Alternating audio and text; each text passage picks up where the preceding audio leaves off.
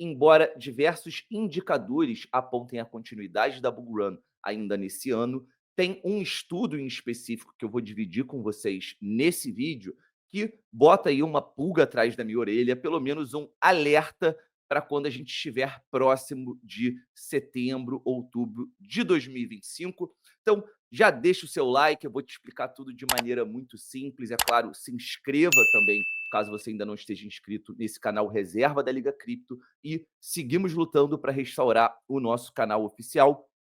E eu, particularmente, sigo lutando contra uma gripe que não larga de mim. Eu sigo tossindo, então, até por isso, nem dei live hoje.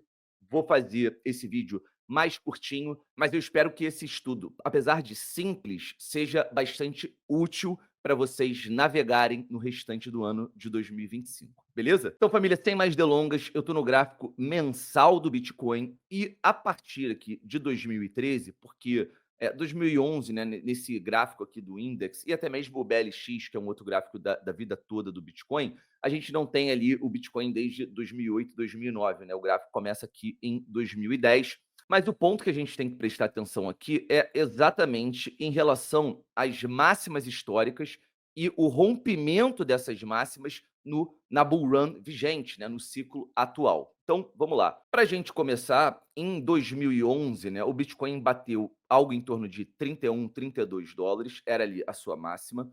E quando no gráfico mensal as barras, né, a ação de preço no mensal, rompe esse valor, esse preço de máxima histórica, a gente costuma ter, a partir desse momento, algo em torno de 275 a 300 dias de mercado de alta. Então, entenda que isso não significa que o Bitcoin, como ele fez aqui atrás, ó, saindo de 263 dólares para 72 dólares, isso não significa que o Bitcoin não corrija num ciclo de alta, tá? E isso é relativamente sabido, digamos assim. As pessoas já sabem disso, que mesmo em uma bull run, o Bitcoin corrige. Só que o mais importante é a gente aferir ou medir aqui a recorrência desse tempo, a recorrência de duração das nossas bull runs por essa métrica. Então, repare que após esse rompimento da máxima anterior, tá? Não vou nem pegar como ciclo, né? Porque aqui esse rompimento, né, ou essa superação de máxima é feita 2 anos depois, mas entendendo ciclos, né, do Bitcoin de 4 em 4 anos, a partir dessa alta, a partir desse 2013, a gente começa a construir esse padrão de 275 a 300 dias. Pois bem, aqui a gente teve a nossa máxima, Bitcoin bateu lá na época 1.300 dólares aproximadamente, corrige, né, indo abaixo da nossa bull market support band, mas a gente nem precisa dela, tá? Eu vou até remover para que fique mais simples essa leitura. O Bitcoin, ele faz o seu inverno, o seu ciclo de baixa, e mais lá na frente, aqui a gente já iniciava, digamos assim, tecnicamente, né, uma bull run, mas o grande momento de alta vem quando? Quando no gráfico mensal, o Bitcoin, e aqui em abril de 2017, ele faz, apesar de singelo, eu vou dar um zoom aqui para vocês verem, né, e vou abaixar aqui essa linha amarelada, mas reparem que já em abril de 2017 a gente rompe e fecha, né, acima do preço da máxima histórica do Bitcoin, até então, fazendo uma nova máxima. E como vocês podem perceber, né, o gráfico não mente, a leitura das velas de maneira simplificada te faz enxergar isso de maneira muito transparente. Nós temos, a partir desse rompimento, né, no mensal, 275 dias de alta. Mais uma vez, eu disse 300 a 275 dias.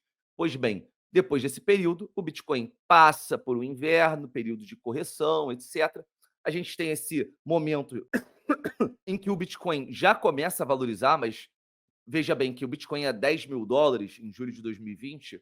Muitas pessoas ainda tinham descrença, né? A máxima até então do ciclo passado foi lá em 20 mil dólares, o Bitcoin estava na metade desse preço. Então, para as pessoas, né, para uma leitura mais de massa de corrida de alta, essa corrida não tinha começado. E agora, tecnicamente falando, mais uma vez, veja bem, ó, quando o Bitcoin faz o rompimento no gráfico mensal e fecha acima da máxima histórica do ciclo anterior, ele já faz isso aqui em novembro de 2020, a gente tem, imaginem vocês, o quê?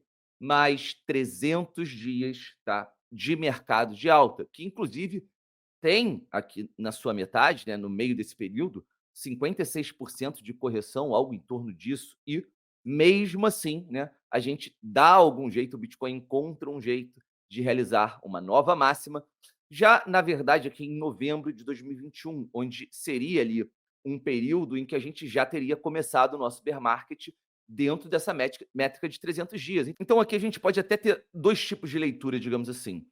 A gente pode ter a leitura de que quem vendeu aqui atrás em $66.000 e não reentrou no mercado para essa outra máxima de mais $3.000, talvez não tenha ficado triste ou arrependido reentrando no mercado, né, em qualquer momento aqui do bear market. A saída aqui por essa métrica, entendendo, né, o ciclo de alta, já seria positivo. E a saída aqui não é nem em relação a esse estudo, mas em relação a indicadores on-chain. Vários indicadores apontavam esse topo, tá, como topo da bull run e não essa máxima histórica que a gente fez pouco tempo depois, lá em novembro de 2021, alguns $1.000 acima. Ou, família, o que a gente pode interpretar é entender da mesma forma que a gente tem um desvio de menos 25 dias, né, desses 300 para 275 dias, a gente pode interpretar que essa métrica, né, ou esse estudo, ele possa contemplar uma variação de tempo de até 335 dias, desculpa,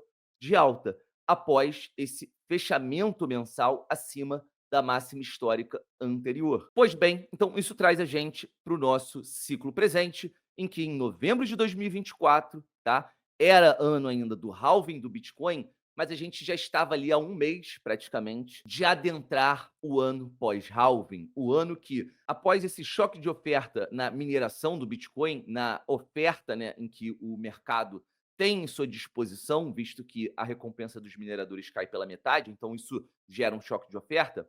Então, a partir dali, naquele ano, mas já muito próximo do ano seguinte, a gente faz esse rompimento da máxima histórica no mensal, fechando num valor acima do ciclo anterior, e a partir daqui, tá, contabilizando 300 ou 335 dias ou 275 dias, diante desse estudo, colocaria a gente numa possibilidade de encerrar a nossa bull run em meados de ou final de agosto, final de setembro ou, quem sabe, no final de outubro. Então, família, independente da gente falar ali do último quarto do ano, independente da gente analisar isso por semestre, eu estou fazendo aqui uma leitura de ciclos do Bitcoin na sua vida toda, em que, historicamente, em todos os ciclos de alta, seja com corte de taxa de juros, seja com crise de saúde mundial, independente do motivo, o ciclo de alta, realmente, ali, o grande ciclo de euforia, que não dá para a gente desconsiderar a recuperação do Bitcoin dos fundos de mercado. Então, é claro que eu não me refiro, né, dessas recuperações, desses movimentos de recuperação que já são tecnicamente bull run, até mesmo se a gente botar aqui as nossas bull market support bands, quando o Bitcoin passa acima, ainda mais num gráfico mensal, não teria como não dizer que seria ali uma bull run. Mas a questão aqui, o que está em jogo, diante do fato de que o Bitcoin já fez essa belíssima recuperação do seu fundo, é entender quanto tempo nós ainda temos, beleza? Então, eu gostaria de trazer aqui mais uma vez algo que eu venho repetindo em algumas lives. Agora eu vou aproveitar, né, e resgatar também, até para ilustrar melhor o que eu estou comentando, os 3 caminhos da bull run que eu vejo para esse ano. Na verdade, um deles não seria mais bull run, seria o início de um bear market, tá? Então, já coloquei aqui na tela. Pois bem, já venho falando isso repetidas vezes. A gente pode reaquecer, né, logo nesse início, logo nessa virada de semestre, a nossa bull run, indo em direção ou fazendo algo semelhante a essa curva esverdeada. O que, dentro desse estudo de 300 dias, 275, 330 dias, traria ali uma certa confiança, eu diria, no sentido de confluência com esse estudo, entendendo que o quanto antes a gente acelerar essa bull run, melhor, porque a gente já está em junho e se a gente seguir esse estudo, ainda mais na visão um pouco mais otimista de 330 dias, por exemplo, a gente pode reparar que a gente não teria, né, mais tanto tempo, né, de alta, mais 120 dias, algo em torno disso, né?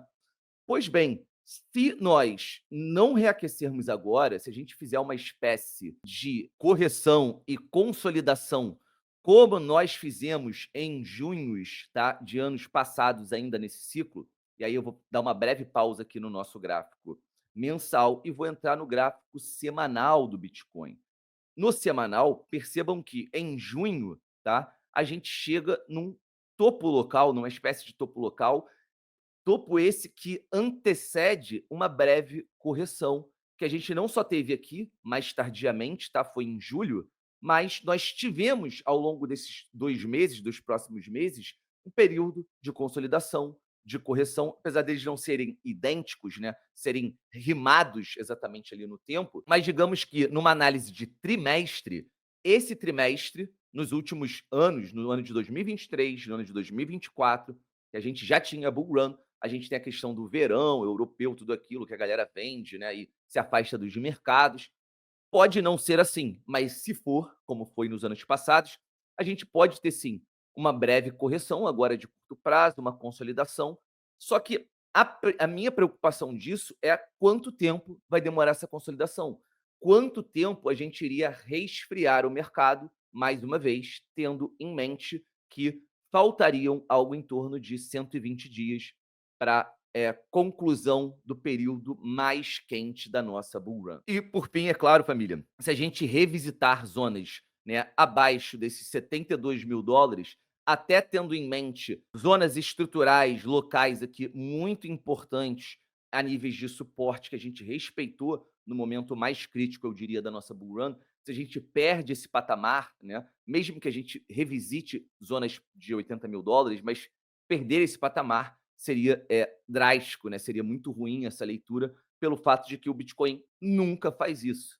Só o faz quando a gente se encaminha para um bear market. Então, família, se você curtiu esse vídeo, não deixa de dar o seu like, é muito importante a gente fazer esse barulho num momento em que a gente passa aí uma grande dificuldade após, né, o nosso canal ter sido deletado injustamente. Estamos correndo atrás, mas a gente conta muito aí com seu apoio para a gente espalhar esse vídeo YouTube afora. E é claro, é um vídeo que eu acho que vai trazer, né, um pouco de tranquilidade ou um pouco de racionalidade no momento em que muita gente está empilhando indicadores, está com medo dessa bull run ter acabado, está muito antenada no macro, e sim, talvez essa corrida seja a corrida mais importante, mais correlacionada, né, com o macro da história do mercado cripto. A gente fala do apetite institucional, agora a gente tem países, nações, né, fazendo tesouro reserva de Bitcoin. Então, sim, família, esse estudo pode ser que ele tenha recorrência, continue tendo recorrência, mas pode ser que a gente viva, né,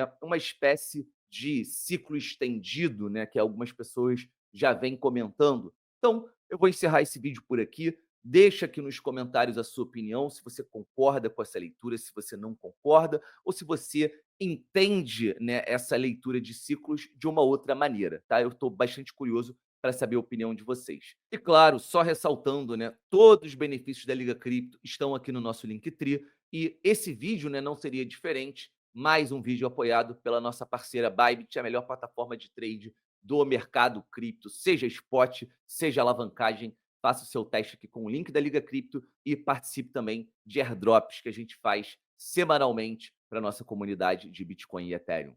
Muito obrigado aí pela sua audiência, pelo seu like, que certamente você já deixou. Um grande beijo, um grande abraço e até quinta-feira, família.